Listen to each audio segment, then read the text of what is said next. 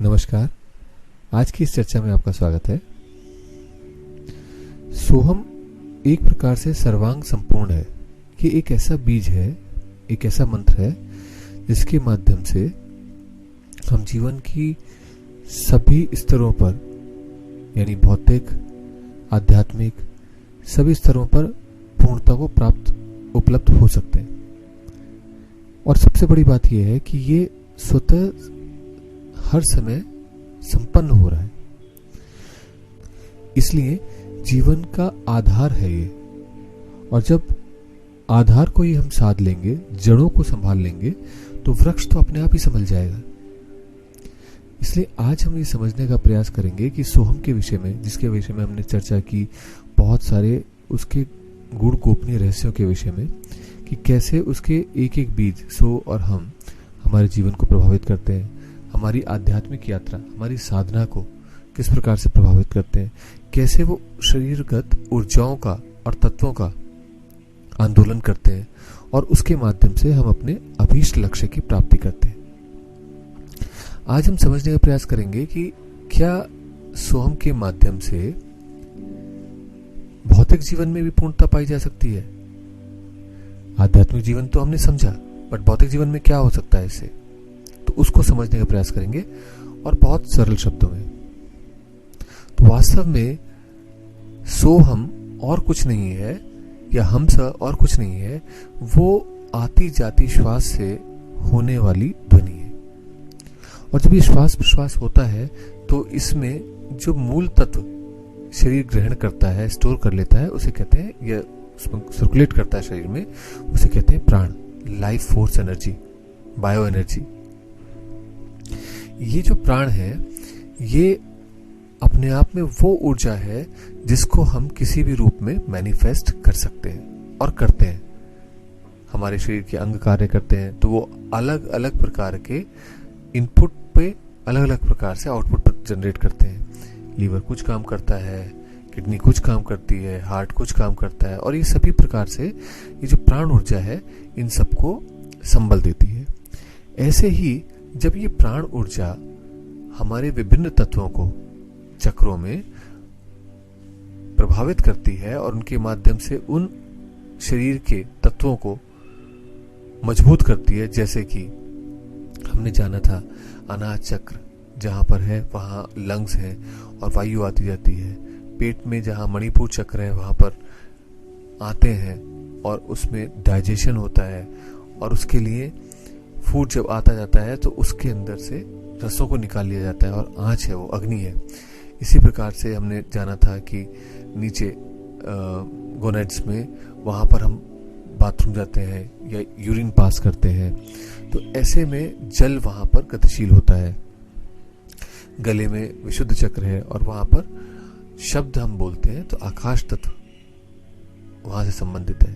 अब होता क्या है, जब ये जो प्राण ऊर्जा है जिसकी हमने बात करी, चर्चा की, ये इन सभी चक्रों में जाकर के अपने आप को मैनिफेस्ट कर रही है, उन चक्रों के, उन तत्वों के कार्यों को संपादित कर रही है, संचालित कर रही है। और ये वास्तव में संबंधित है सोहम से, उस श्वास प्रश्वास से। तो ऐसे में उस श्वास प्रश्वास के गहरे आयामों में उतरते हुए अगर हम उस प्राण ऊर्जा को प्रभावित कर सकें, तो हम अपने छठे चक्र यानी आज्ञा चक्र, उसके पास होने वाले उन स्पंदनों को भी मैनिफेस्ट कर सकेंगे जिनको हम इच्छाएं कहते हैं। और ऐसे में ये कहना अनुचित नहीं होगा कि वास्तव में जब भी हमारे मन के अंदर इच्छा उत्पन्न होती है तो उसका कारण भी प्राण ही है, श्वास ही है। क्योंकि जब श्वास और प्रश्वास चलते हैं, यानी ब्रीदिंग करते हैं हम, तो उस समय सांस आने से जो स्पंदन उत्पन्न होते हैं उसी में तो मन है, और उन स्पंदनों से जो मन बना, उस मन में ही जो दिशा मिलती है उनको, वही विचार हैं, उन्हीं में से कुछ इच्छाएं हैं, और जो वो हम पूर्ण करना चाहते हैं वो इच्छाएं बन गई। और वो जो इच्छाएं हैं, अगर उनको यही बल लगातार प्राप्त होता रहे जो क्षण के लिए प्राप्त हुआ था, तो वो इच्छा बलवती हो जाती है। और वो इच्छा उन प्राणों के माध्यम से, यानी प्राणों को कन्वर्ट कर देती है उस मैनिफेस्टेशन में, उस मैटर में, उस संसार में, उस दुनिया में जिसको हम बनाना चाहते हैं।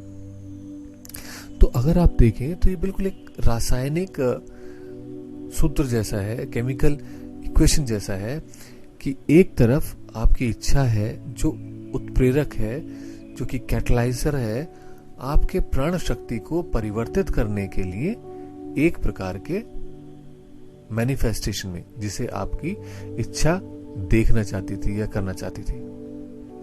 सरल भाषा में कहें तो आपको अपने लिए एक मकान बनाना है। अब ये मकान बनाना बहुत बड़ा एक मेटेरियलिस्टिक वर्ल्ड का कार्यक्रम है, बहुत कुछ इसमें लगता है, बहुत कुछ होगा, लेकिन इसको कंसेप्चुअलाइज करा करके इस दिशा में हमारी पूरी गतिशीलता बढ़ाने के लिए और उसको कन्वर्ट करने के लिए हमारी प्राण ऊर्जा जब इस इच्छा के साथ जुड़ जाती है तो वो उसको ड्राइव करती है और इस प्रकार के हालात, इस प्रकार की संभावनाएं बनाती जाती है कि उसमें वो मकान बन जाता है। और अब अगर इसको हम इस तरह से कहें कि ऐसे में एक जो और हमारी पराशक्ति है यानी यूनिवर्सल एनर्जी है, उसका भी हमें साथ मिलता है, तो आप स्पष्ट हो सकेंगे कि वो यूनिवर्सल एनर्जी, हमारे अंदर के प्राण और वो इच्छा, ये सब मिलकर के हमारे चारों तरफ नित्य निरंतर एक नूतन सृष्टि की संरचना कर रहे हैं। और बहुत छोटे छोटे चीजों को आप ले सकते हैं, जैसे एक फूलदान का उठा करके दूसरी जगह रखना, जैसे पेन लेकर के कुछ लिखना, खाना खाना, चलना, किसी से मिलने जाना, फोन उठा के बात करना, हर क्रियाकलाप एक इच्छा से उत्पन्न हो रहा है।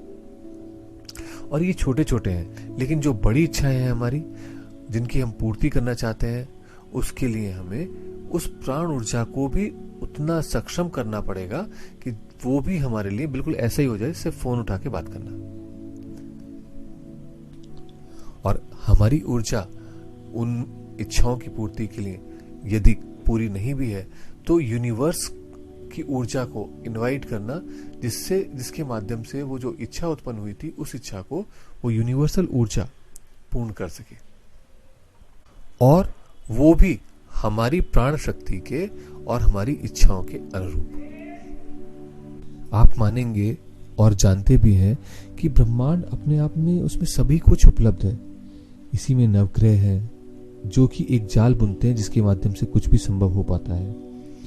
इसी में तारामंडल है, नक्षत्र हैं, और अगर हम देखें तो सारे बीज, सब कुछ कामनाएं, वो भी इसी के अंदर ही हैं। और अगर इस ब्रह्मांड ऊर्जा का साथ मिल जाए तो हमारी इच्छा पूर्ति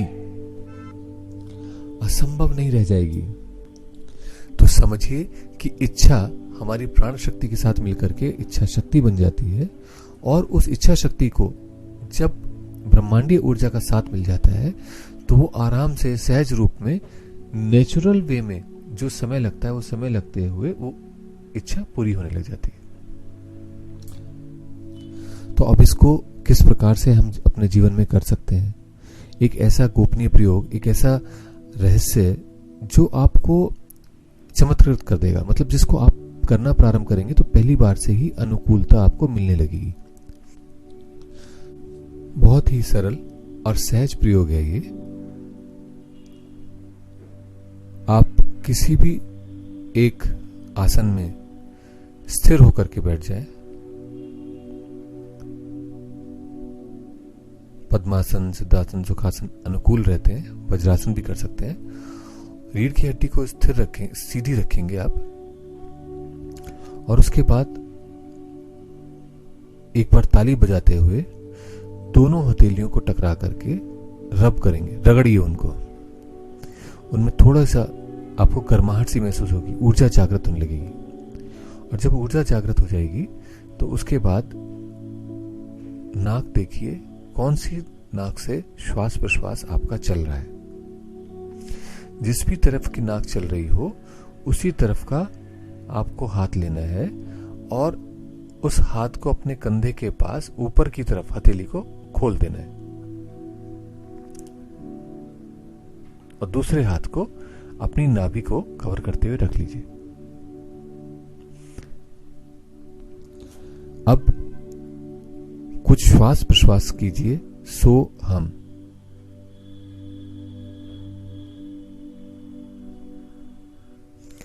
सो से श्वास लेनी है, हम से छोड़नी है। जब आपकी 4 से 5 श्वास कम से कम हो जाए तो उसके बाद श्वास लेते हुए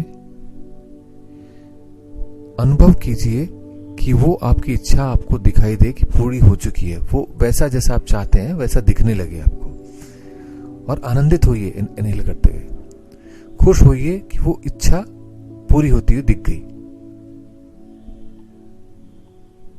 अब श्वास को रोकिए, होल्ड कीजिए, कुंभक लगाइए और ग्रेटिट्यूड से भर जाइए उस प्रकृति के प्रति।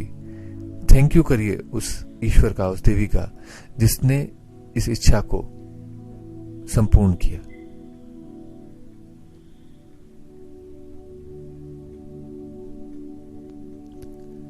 और इसको कम से कम 3 बार तो आपको करना ही है, अधिक कर सकते हैं तो श्रेष्ठ, क्योंकि हम सभी की ऊर्जा का स्तर और प्राण ऊर्जा का स्तर अलग अलग है, तो आवश्यकताएं भी अलग अलग होती हैं कि कौन कितनी बार करे, कैसे करे, ताकि वास्तव में उस ब्रह्मांडीय ऊर्जा के साथ साथ हम अपनी शक्ति को भी सम्मिलित कर सकें और उसे दिशा दे सकें अपनी इच्छा की ओर।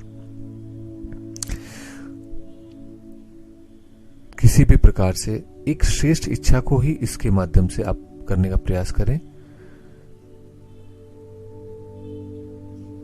गलत इच्छा गलत ही परिणाम उत्पन्न करती है,